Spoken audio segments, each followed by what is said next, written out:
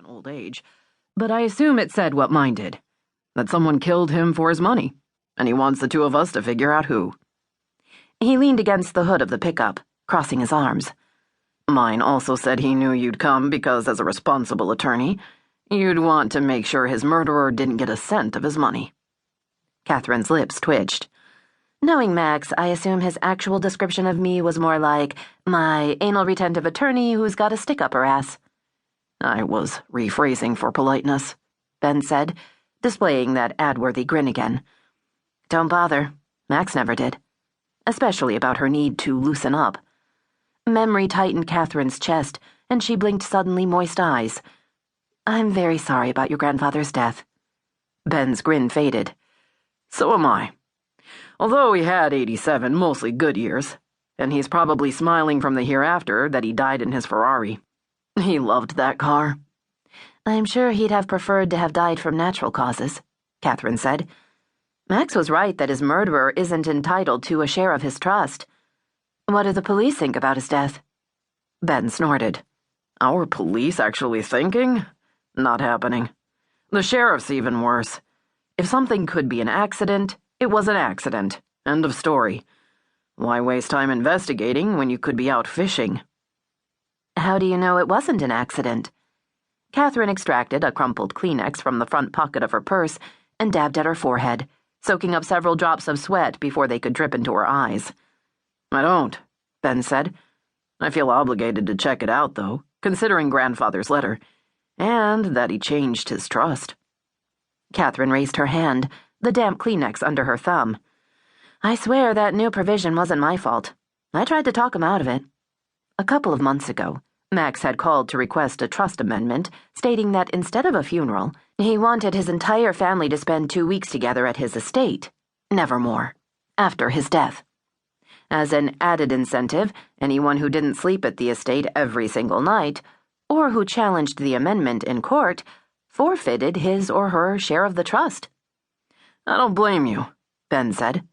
I learned long ago that no one could ever talk Grandfather out of anything. I know, Catherine said. He said he hoped being forced to stay together would make his family members learn to appreciate each other and get along, although I had trouble believing that was his true motivation.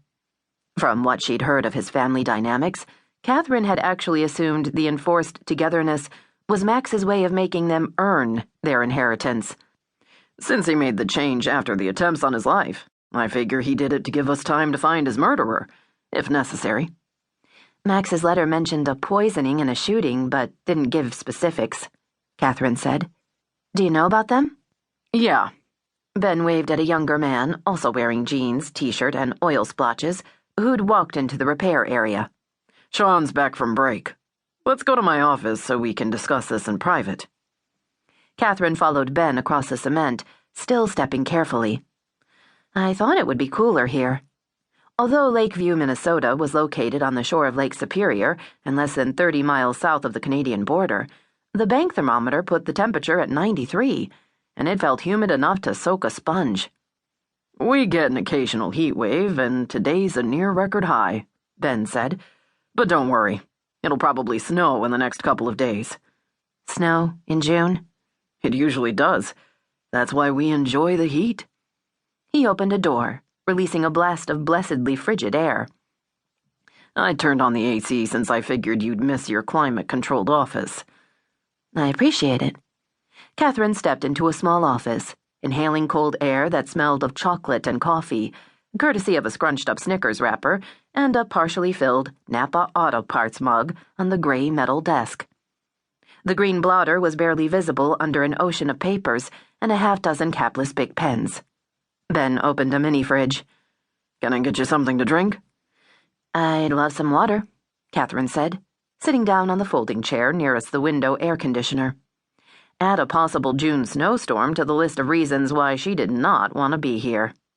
She had way too much work she should be doing for demanding clients who were still alive, for one thing. Small towns also made her antsy and claustrophobic, and with just over 3,000 people, Lakeview was definitely small. Most important, she wasn't qualified to investigate a murder. Being an avid mystery reader didn't make her Sherlock Holmes or even Nancy Drew.